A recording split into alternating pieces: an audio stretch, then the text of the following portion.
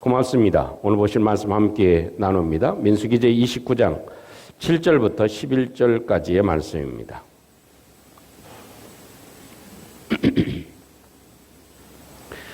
민수기 29장 7절부터 11절 말씀까지 민수기 강의 94번째 시간입니다. 민수기 29장 7절부터 11절 교독합니다. 일곱째 달 열흘날에는 너희가 성회로 모일 것이요 너희의 심령을 괴롭게 하며 아무 일도 하지 말 것이니라.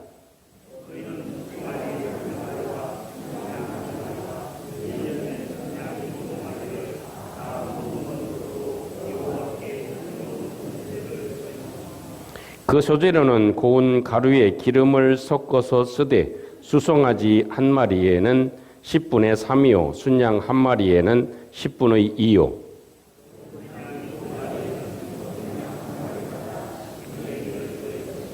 다 같이 속죄제와 상번제와 그 소제와 그 전제 외에 순념소 한 마리를 속죄제로 드릴 것이니라. 아멘. 오늘 저와 여러분들은 이스라엘 자손에게 명령하여 그들에게 이르라 하는 6번째의 시간을 맞습니다. 사실 어찌 보면 우리가 읽은 29장 이전의 28장부터는 하나님이 이 땅에 살아가면서 지켜야 될 중요한 절기와 규례에 대해서 말씀해 주십니다. 오늘은 특별히 이 성경 본문의 말씀을 의지하면 이스라엘 백성들의 절기 중에서 속죄일에 대한 말씀입니다. 그래서 이 이스라엘 백성들이 지켜야 될 7대 절기가 있지만 그 7대 절기 중에서 다 중요하지만 가장 기본이 되는 것이 있다면 그것은 유월절과 그리고 두 번째로 대속죄일이다 할 수 있을 것입니다. 그래서 이 대속죄일에 대한 의미를 하나님께서 이 민수기에서 다시 한번 강조하시고 말씀해 주고 계십니다. 왜 이 속죄일이 중요할까요? 그것은 우리의 삶의 모든 시작서부터 마침까지 가장 중요한 것은 내가 죄사함을 입지 못한다면, 내가 죄의 사함을 입지 못한다면 우리에게 있는 풍요와 축복과 우리의 삶의 연장과 건강, 이 모든 것들이 다 소용없는 것이 되기 때문에 그렇습니다.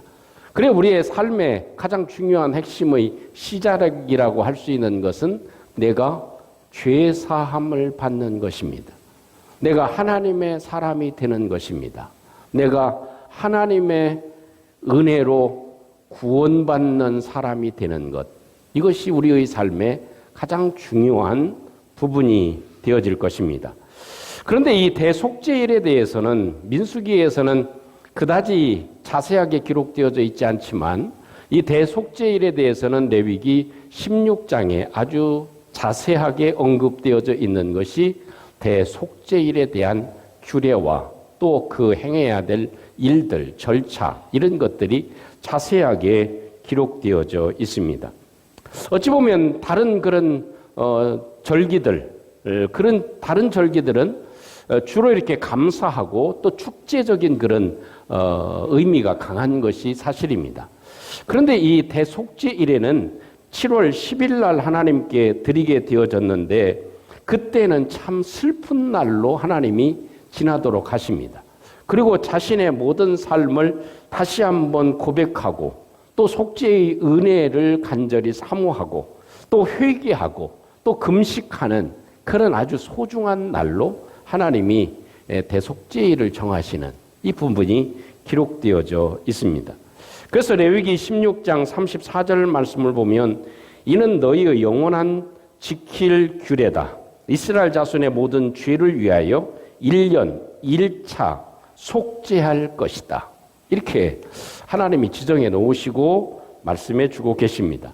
여러분 사실 오늘 본문의 말씀은 대속죄일은 우리의 구원론과 굉장히 밀접한 관계가 있는 교리적인 측면이 강한 부분이 오늘 성경에 언급되어져 있는 대속죄일입니다. 그래서 좀 딱딱할 수는 있지만 우리 가운데에도 죄사함의 은혜가 대속죄함의 은혜가 우리 가운데 강같이 흘러넘쳐서 우리의 삶에도 하나님이 새롭게 하시고 깨끗게 하시고 정결케 해주시는 은혜로 살아가는 저희들이 되시기를 주님의 이름으로 축복합니다. 저는 우리 성도님들을 보면서 예배 드릴 때 이런 마음을 갖습니다. 우리는 아시아 계통의 사람들로 두 가지만 하면 우리의 표정이 확실히 달라진다는 생각을 합니다. 하나는 입이 앞이 나오지 않도록 하는 겁니다. 입이 이게 가만히 있을 때도 뒤로 들어가게 만드는 겁니다. 그리고 살짝 꼬리만 이렇게 힘을 주는 겁니다. 그러면 어때요? 자연적으로 웃는 사람이 돼. 그래서 하나님께 예배할 때 우리 기쁨으로 예배하는 저와 여러분들이 되시기를 주님의 이름으로 축복합니다. 그래서 속죄를 받은 사람들, 죄사함의 은혜를 받은 사람들, 이런 사람임을 저와 여러분들이 함께 간직하고 이 말씀을 따라서 대속죄의 의미를 두 가지만 살펴보려고 합니다. 첫째는 대속죄일의 제사는요, 다른 제사장들은 전혀 관여할 수가 없고 대제사장 한 사람이 모든 제사를 집도합니다. 다른 제사장들은 함께 할 수가 없다. 오직 유일하게 대제사장만 그 제사의 모든 시작과 마침까지 행할 수 있다 하는 것입니다. 오직 대제사장만이 제사를 드릴 수 있다 하는 것이 특징적인 부분입니다. 여러분, 대제사장 그 당시 누구일까요? 모세의 형인 아론 한 사람입니다. 그런데 아론의 아들 가운데는 몇 명이 있었죠? 4명이 있었습니다. 그 중에 잘 아시는 대로 나답과 아비후는 어떻게? 다른 불로 분향을 하다가 하나님의 진노를 사서 죽음을 맞이했던 것이 두 아들이었습니다. 그러니까 4아들 중에 2아들은 죽고 2아들만 남게 되었죠. 그 2아들이 곧 엘르아살과 이다말입니다. 그런데 제사장으로 이 엘르아살과 이다말이 함께 할 수 있느냐? 그렇지 못했다는 것입니다. 이 아론의 아들들이라 하더라도 대속죄의 제사에는 함께 참여할 수가 없었다 하는 것이죠. 그래서 이 대속죄일에는 철저하게 그 명령대로 지켜 행해야 했던 것이 대속죄일의 중요한 제사가 되어졌습니다. 아시는 대로 나답과 아비후도 이게 제사를 잘못 드리면 제사장이라 하더라도 혹시나 잘못되고 자기들의 마음대로 행하면 이것이 하나님의 큰 진노를 살 수 있다. 이런 아주 중한 마음을 갖게 하는 것이 하나님의 말씀입니다. 또 아론 대제사장이라 할지라도 함부로 이 지성소를 자기 마음대로 왔다 갔다 할 수 없도록 했습니다. 그래서 구약에서는 철저하게 이 대제사장이지만 하나님의 지성소에 들어갈 때는 합당한 법과 시간과 그 절차에 따라서 움직이게 했다 하는 것이 주된 특징의 내용이 되어질 수 있을 것입니다. 그리고 또 구약적인 의미에서 대제사장은 그 의복이 어떻습니까? 대단히 화려했습니다. 그래서 이 보석을 차고 또 그 색상 자체가 엄청 화려한 그런 의복으로 대제사장의 의복이 준비되어져 있죠. 그런데 다른 제사 때는 그렇게 의복을 입고 하지만 대속죄일에 제사를 드릴 때에는 그 옷을 벗어야만 했습니다. 대제사장이 입는 옷은 세마포 옷만을 입게 했습니다. 어찌 보면 그 베이지 컬러로 입는 옷인데 상복과 같은 의미의 옷을 입고 대제사장이 대속죄일에 제사를 드리게 했다 하는 것이 특징적인 모습이 되어질 것입니다.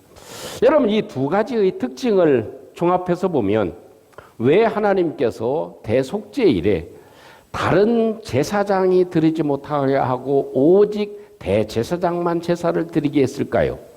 그것은 우리의 유일한 대제사장만이, 예수 그리스도만이 대속죄의 역사를 이룰 수 있다. 예수 그리스도만이 우리의 죄를 사할 수 있다.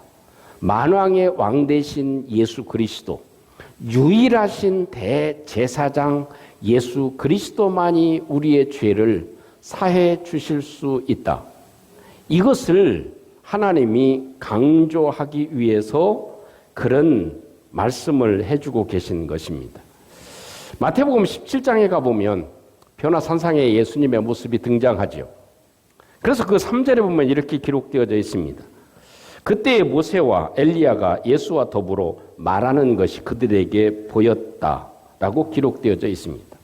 그래서 예수님의 모습이 이 베드로, 요한, 야고보를 데리고 산에 올라가셨는데 제자들은 비몽사몽이지만 예수님은 변화된 모습, 영광스러운 광채의 모습, 그 빛나고 영원한 세상 가운데 있는 예수님의 모습을 보게 됐죠.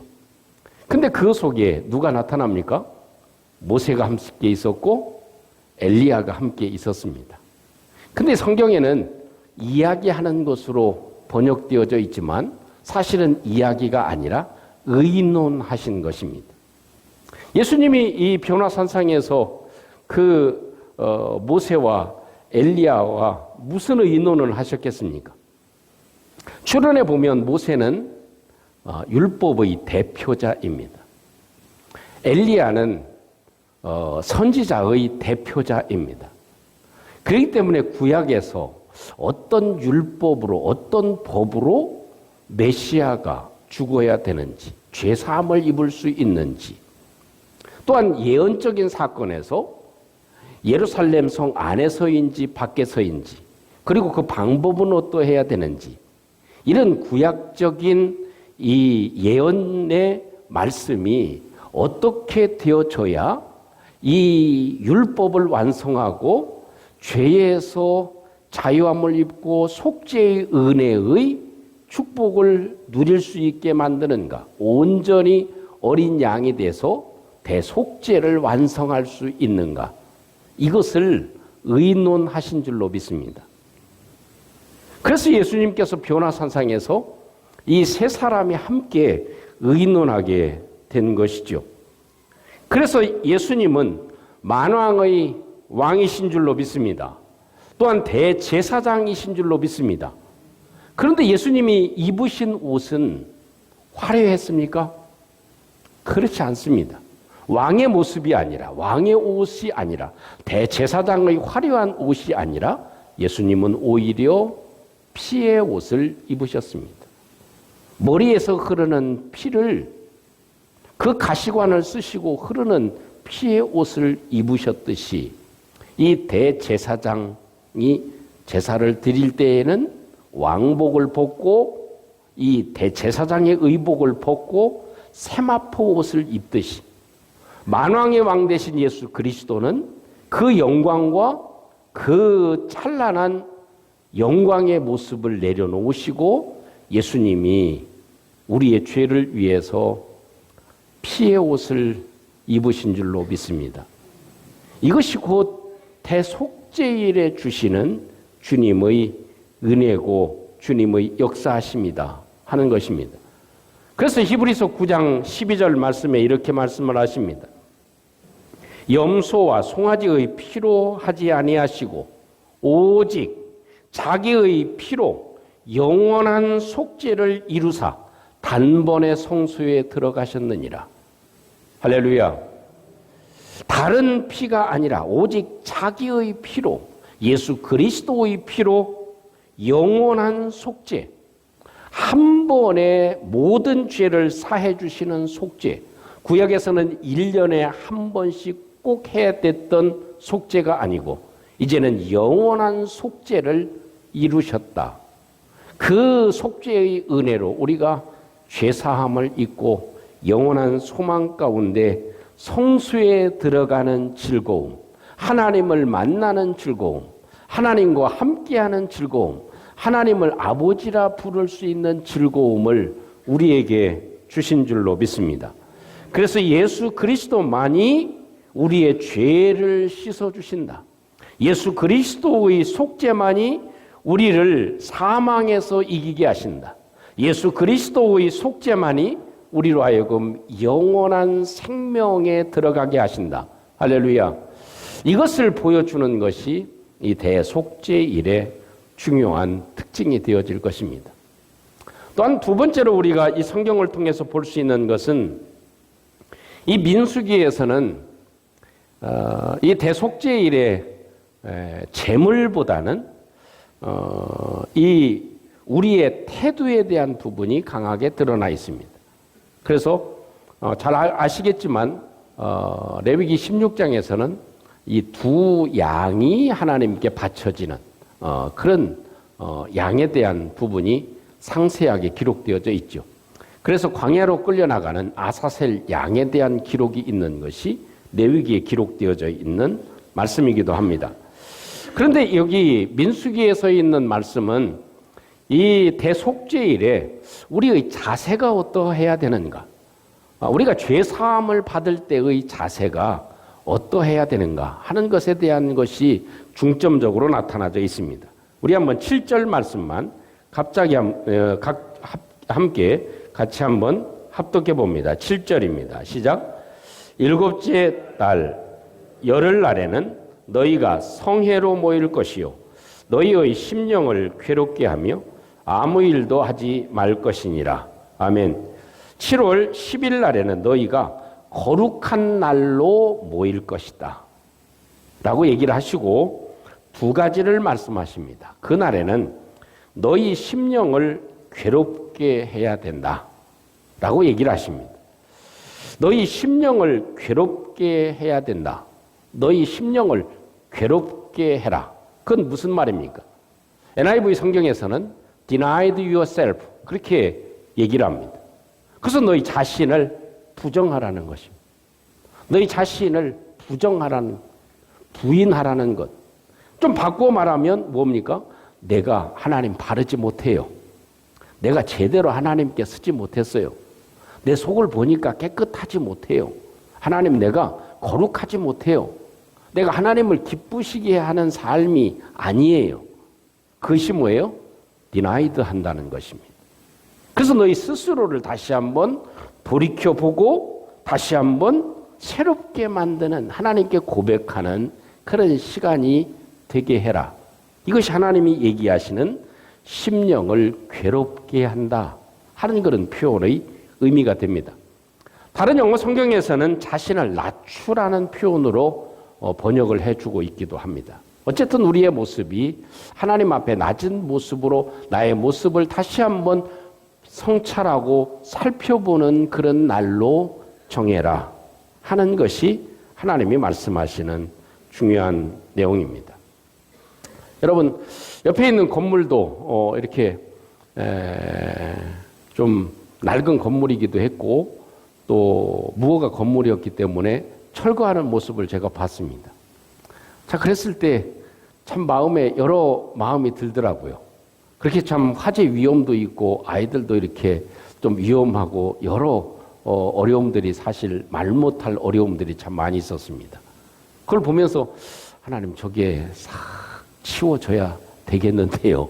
이런 마음만 가지고 기도했는데 결국 이제 철거 명령이 떨어져서 철거하는 광경을 제가 보면서 참, 새롭게 하려면 무언가 부서져야 되는구나. 내가 새롭게 되어지려면 내 마음에 무언가 좀 부서져야 새롭게 되어진다. 지금은 아마도 이렇게 좀 풀도 자라고 이렇기 때문에 버려진 것 같지만 그것을 이제 땅도 파고 또 뒤에가 이렇게 무너지지 않도록 축대도 쌓고 바닥 콘크리트를 전체 다 하고 새롭게 길을 내서 만들고 건물이 세워지면 어떻겠습니까? 새로운 모습이 됐구나 라는 생각을 가질 수 있을 것입니다. 그렇듯이 우리의 마음도 같은 것 같아요.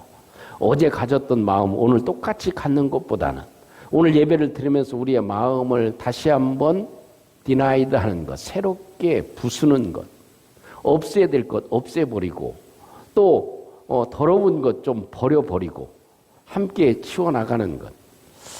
참 저도 이렇게 겉으로 보기에는 깔끔을 많이 떨 것 같죠. 근데 지저분한 구석들이 참 많습니다. 제가 사무실 가면서 참 항상 제가 느끼는 거예요. 좁은 게 문제가 아니고 뭐가 문제다? 치우지 않는 게 문제다. 좀 치웠으면 좋겠는데 치워야 깨끗해집니다. 우리도요, 우리의 마음에 치워야 될 것 참 많은 것 같아요. 구석구석에 있는 거. 그래서 자기를 부정하라고 부인하라고 정한 날이 대속죄일이다.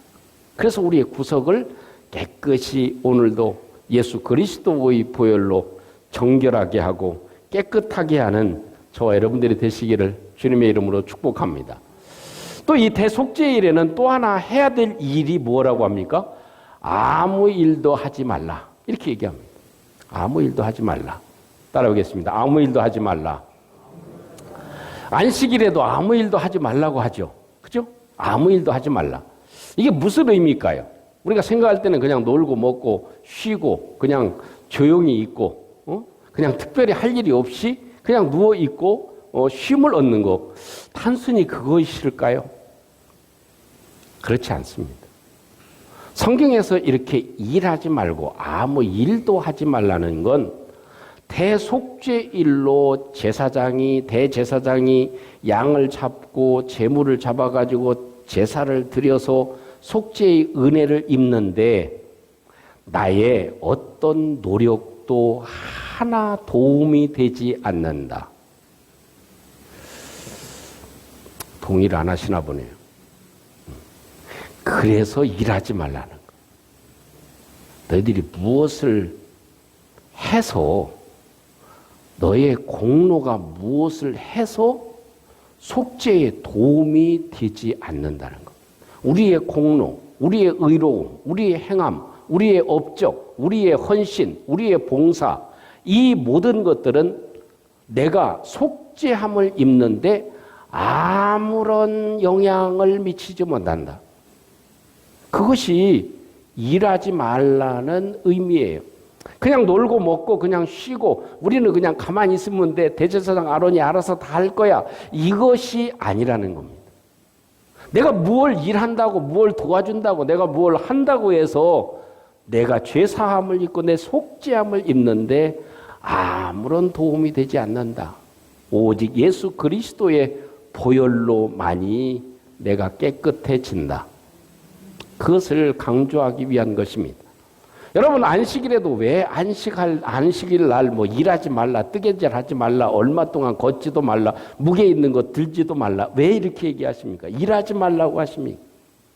우리가 영원한 천국에 들어가는데 영원한 안식에 들어가는데 나의 노력이 아무런 소용이 없다는 거예요. 그래서 쉬라고 하는 거예요. 일하지 말라고 하는 거예요.